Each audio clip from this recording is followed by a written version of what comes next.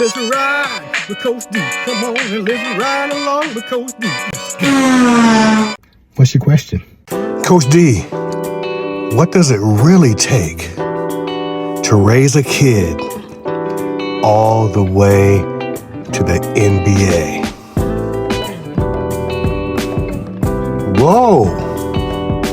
Now that is a huge question. And today, Coach D's got a powerful answer. Yeah, that's right. Coach D sat down with Ralph Flagg. That's right, the father of Duke's Cooper Flagg. If you don't know Cooper Flagg, he's the young man that's about to be the number 1 pick in the NBA draft. So Coach D and Mr. Flagg, we talked about parenting, pressure, and purpose. And let Coach D tell you, this isn't just for sports fans. No, this is for anyone that's raising or mentoring the next generation. So let's ride. Coach D's life lessons. I have the man. His son is not the man. He's the man. This is Cooper Flagg's dad, man. Nice to meet you. Nice to meet you. Congratulations. Thank you. What does it feel like? It's amazing.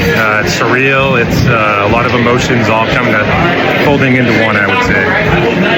Now, I got a question for you as a coach. Okay. What type of parent were you up in the stands? I was actually, he would attest to this, I'm actually a pretty good parent in the stands. I might get on the refs, but as far as him, you know, he's exceeded my knowledge and level of basketball already at a young age. So I would say I was a decent fan. I heard you missed the senior prom. He did miss the senior prom. He missed his senior prom, yes, but he did make it to the prom at Montverde his junior year.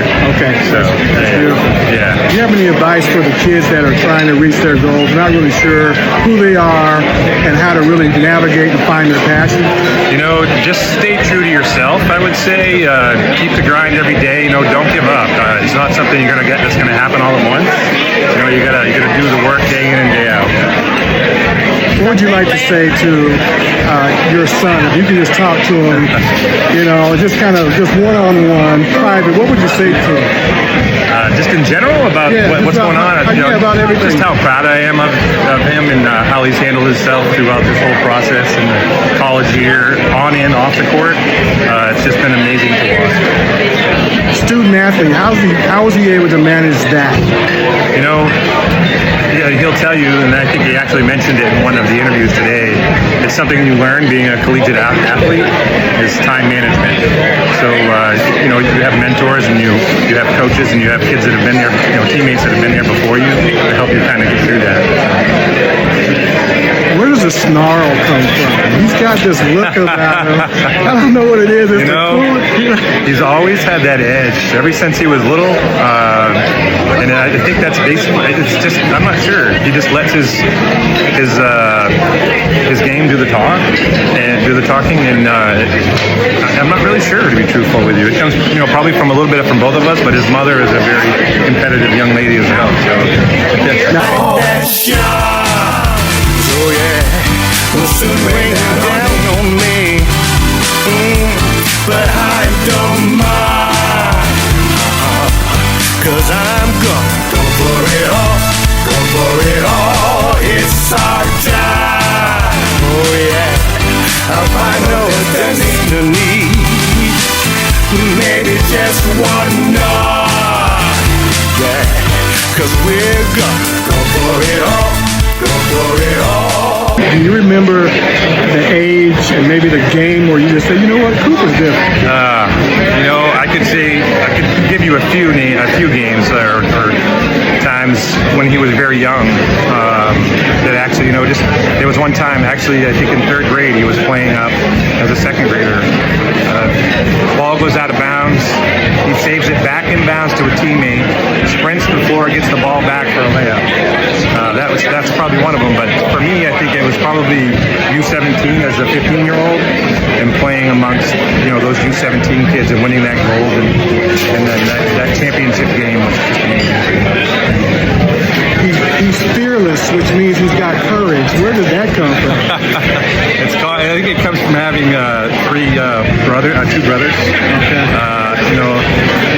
And then also putting in the work. Day in, day out. Honestly, he and I spent a lot of nights in the gym, just he and I think some of the stems from that too. Just putting in the work and know that you can do it. And it's something to do. Now, did you have to force him in the gym, or was he begging you to get in the gym? Never. He never ever.